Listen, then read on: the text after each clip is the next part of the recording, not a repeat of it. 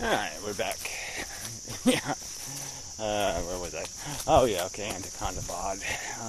Again, he's just going to keep doing this thing. I don't know what it is, but we'll just make my final word on guilt, I suppose. It's just idiotic. He gives no real world examples, just does the typical boogeyman kind of argument. Everything's a boogeyman. Be careful, there's boogeymen everywhere. Everything's scary. Oh, somebody informed me of the greenhouse effect and the fact that I have a carbon footprint, and they're trying to control me, and they're trying to steal all my mojo and stuff. It's just so. There's no human act that could not fall under his definition of guilt mongering.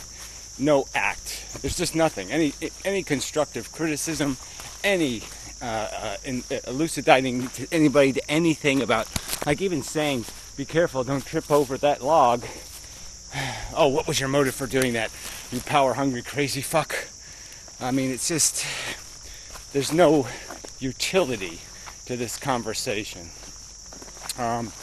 It's just this power corrupts uncorruptibly, absolute power corrupts absolutely kind of, vague boogeyman. Like we should never exercise any kind of ought statement into the universe ever. And certainly never do it in a manner where you just educate people to their fundamental factual flaws. Because you're a power-hungry, crazy bastard. Anyway, it just doesn't go anywhere. This is just drivel. And, why am I engaging drivel? Well, because people seem to pay attention to it and not mock it outrageously as it should be mocked. Outrageously as an argument. Especially when you make 493 videos on the subject and never, ever, ever, ever provide an actual real-world example, besides when I was a kid, a nun, stuck her finger up my ass, which didn't seem terribly relevant anyway. But regardless, I mean, this is just fuck. This is not a conversation. It's not a rational conversation adults have. How are you manipulating me when you explained physics? You're manipulating me. What do you mean I related to apes? You're manipulating me. You're trying to use your absolute power to corrupt me. Absolutely. I mean, it's just. This is. Again, why am I doing it? Okay, why? Good question.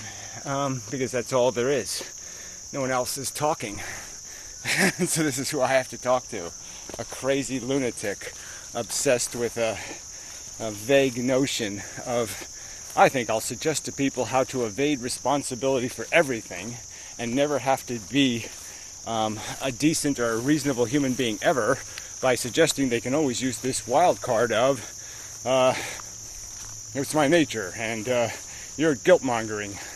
You're a guilt mongerer. Yeah.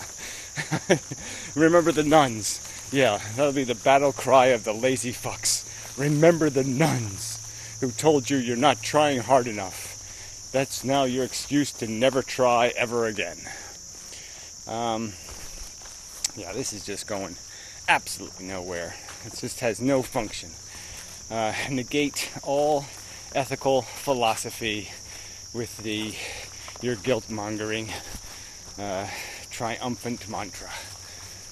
Yeah, whatever. Pussy shit.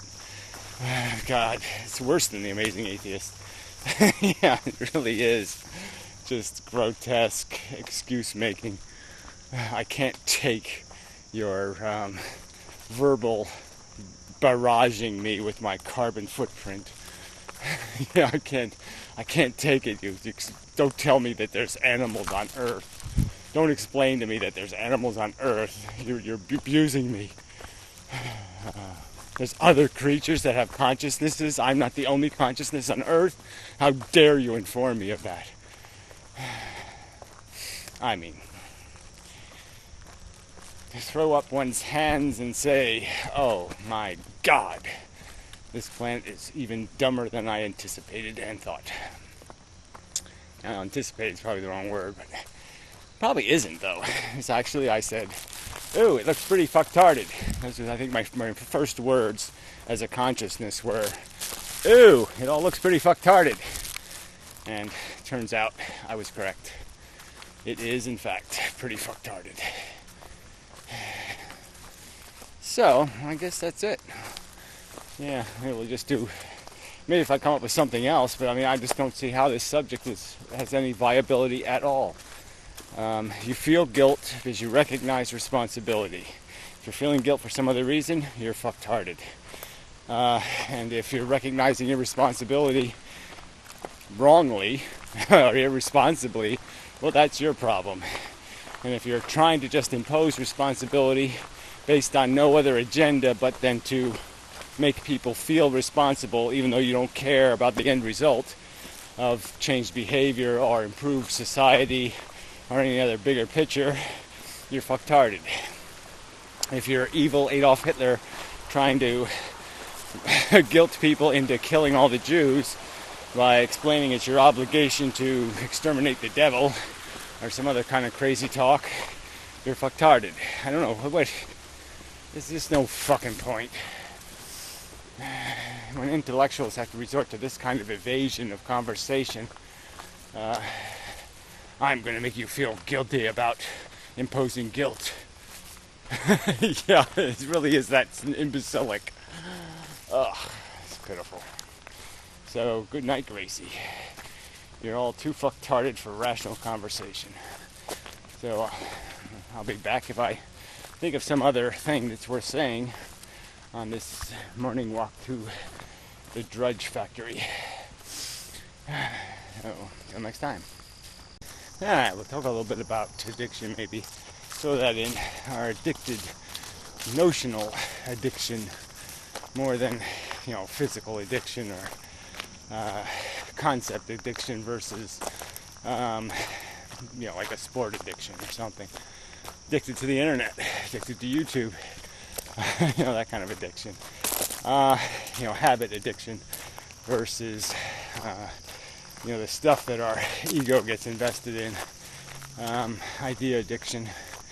So I guess I would say notionally, as notions go, people really are attached, to a bunch of premises that establish what's valuable for them. And a lot of it is, people do derive, the average person derives a lot of their gratification out of this vicarious thing. Movies, there are even series now of movies, Batman series, so they really become invested in these characters. The Sopranos, just basically soap operas. Then you go into sports, which is just the longest running soap opera in history.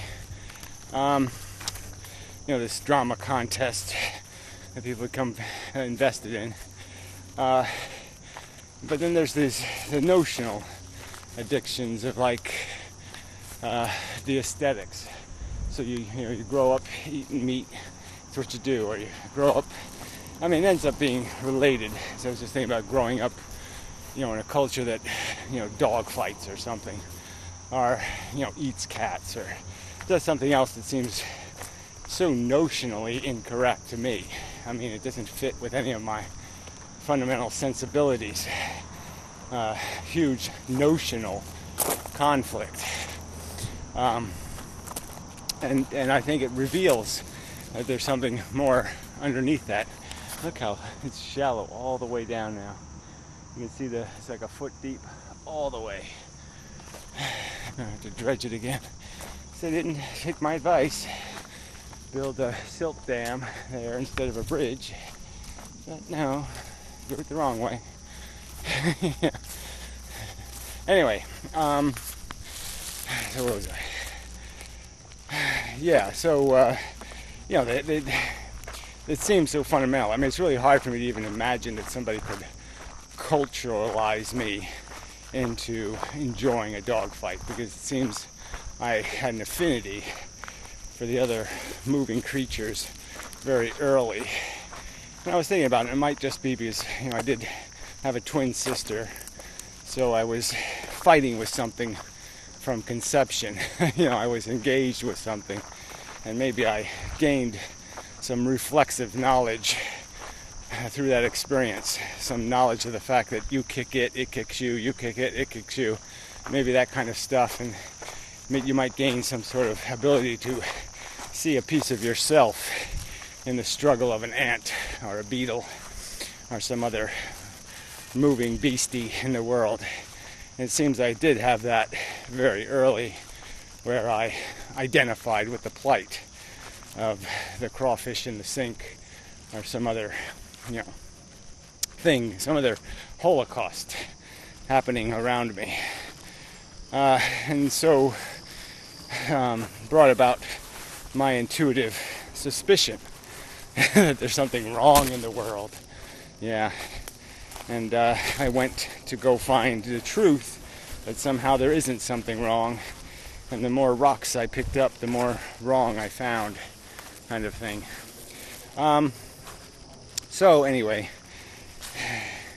there was nothing profound in here other than, we have this ego thing, and it's all kind of, this aesthetics is so tied to it. And aesthetics broadens to be part of the competition, and it broadens to be part of the the feeding that we do. Everything, just this category of good and bad is established by these different elements of stuff from credible sources and stuff from incredible sources.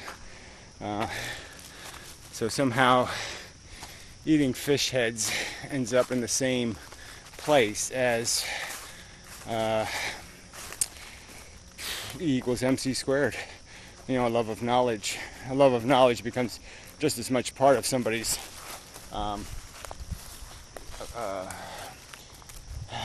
psychology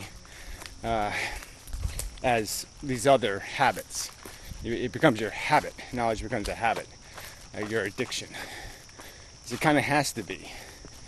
We have to run on the biology. The biology has to make us move. And so it first has to go through the intellect, into the psychology, and then into the biology. Yeah. Top down is the way to go. And people who are doing the bottom up and only letting things bounce off their intelligence are making a critical error that you don't want to do. Anyway, till next time.